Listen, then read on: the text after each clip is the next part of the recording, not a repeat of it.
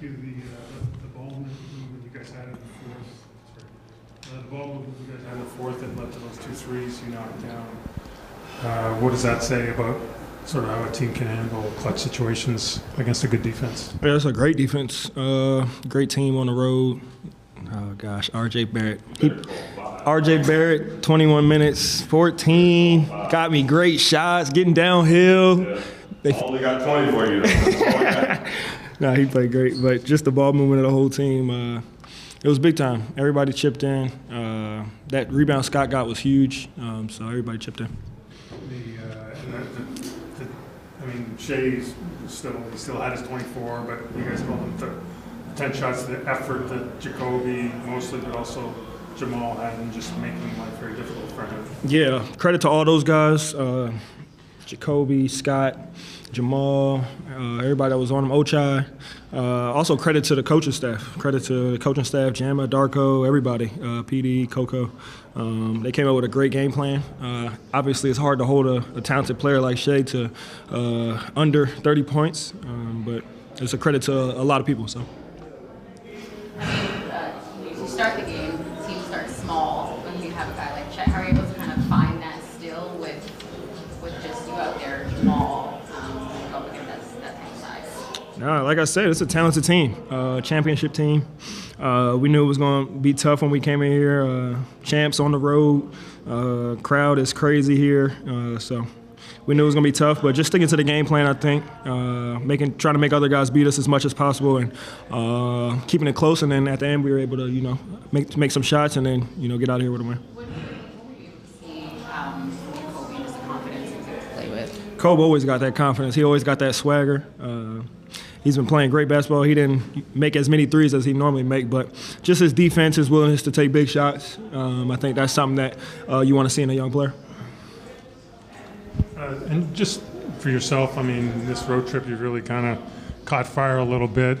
Any particular reason, or is it just you feeling a lot better? I didn't catch fire. I told you I don't do that up and down stuff. When stuff going good, everybody want to be, but when stuff going not so good to other people's eyes, then everybody want to have a problem. But I'm somebody that stay even keeled throughout the whole thing. I'm gonna keep continuing to work, continuing to watch the film, taking care of my body, and trusting in God. That's probably the biggest part.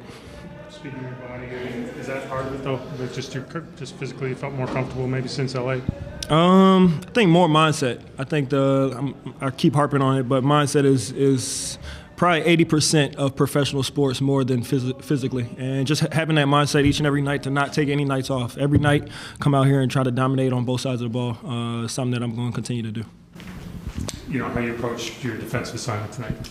Yeah, obviously we all know Shea, MVP, but at the end of the day, it's just embracing the challenge, knowing what his tendencies are. You can't stop everything, but you can make it tough for him, so that's just what I was pretty aiming to do, just trying to be in him, make every shot tough, make it hard for him to get the ball. As you've seen, like, as soon as we made the shot, get him early, get the ball out of his hands, so that's just kind of the mentality. Were there moments where you're feeling just gassed out there, and Darko was saying that there was a Oh, yeah, point where for you're sure. kind of, so conditioning, how has that kind of felt being back? Yeah, for sure, especially that first win, first game back. I had to get my first win now. I was definitely gassed, but getting to the game flow, got my win back. Second half, I felt pretty good.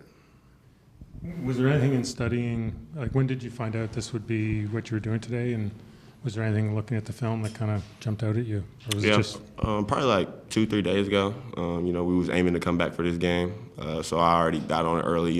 I knew I'm always guarding the best matchups, so started watching film early.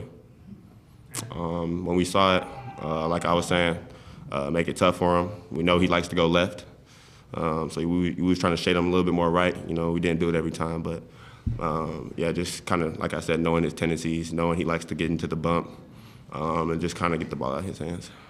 I mean, just from your vantage point, kind of being out, but then watching these moments where the team has relied or found themselves in clutch situations, is there a common thread between guys like Emmanuel and Scotty that kind of allow them to show up in those moments that call for it? Yeah, Scott, Defensive Player of the Year, All-Star, making big plays hard. Emmanuel knocking down big shots. He a dog. Everybody know that. quick as a dog. You know, he lives for these type moments. So you saw those 2 big threes he had at the end. You saw Scotty getting that clutch block and then making the defensive player and then getting the rebound on the missed free throw. You know, it's just those plays like that kind of stand out with those type players because at the end of the day, they're dogs. Glory to God, right? Thank God. Good win. Yeah, just with Emmanuel with the threes, Scotty with the blocks.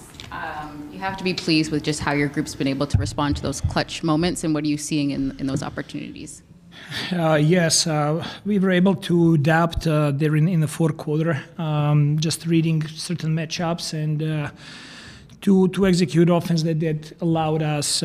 Jamal touching the paint, playmaking from there. I thought that he did a great job. We got 2 huge threes by IQ down the stretch. Scotty's defense was elite, blocking the shot against Chet Holmgren, they getting offensive rebound after free throw missed. It's just like all the guys. Brandon got a great look there at the end from a free throw line. That's what we want him to do. We want those shots for him there. I thought we did a lot of good stuff against a really, really good team. Darko, just maybe walk me through your plans against Shea. Obviously, Jacoby did a lot of hard work. Jamal had his moments, Ochai at times, but clearly the effort was to hopefully not have him have the ball or make it very difficult when he did. What was your game plan, I guess, and how did you execute it? I mean, this is a championship level team, and with Shea, with Chet, with so many talented players. So at some point you gotta pick your poison and what you're gonna live with. And obviously they have great shooters on the team as well. So we really wanted to limit touches that Shea is getting, and to make it really hard on him. At the same time, to make it hard and give a little bit different look to the whole team how to play out of that.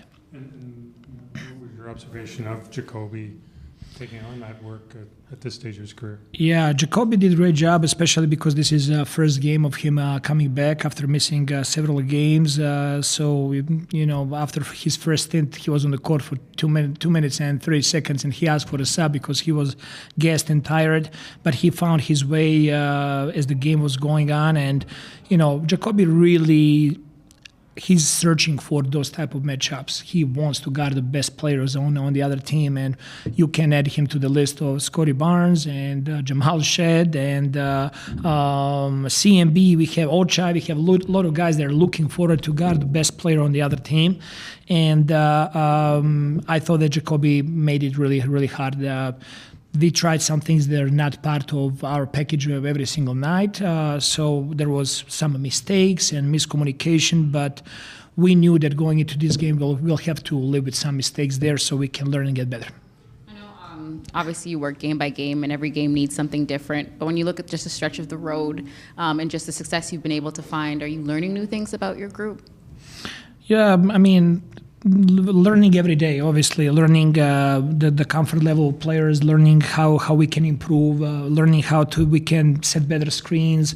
There is a lot of things that we're trying to focus on and improve on, and for us, this is a process. It's never stopping. We always, every game is information for us.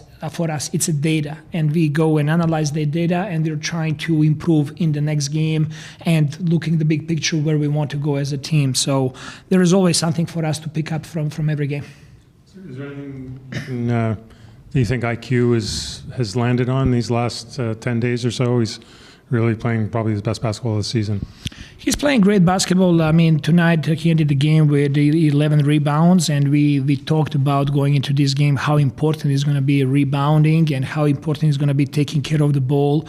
And offensively, he's just allowing game to come to him. He's not rushing it. He's trusting his teammates.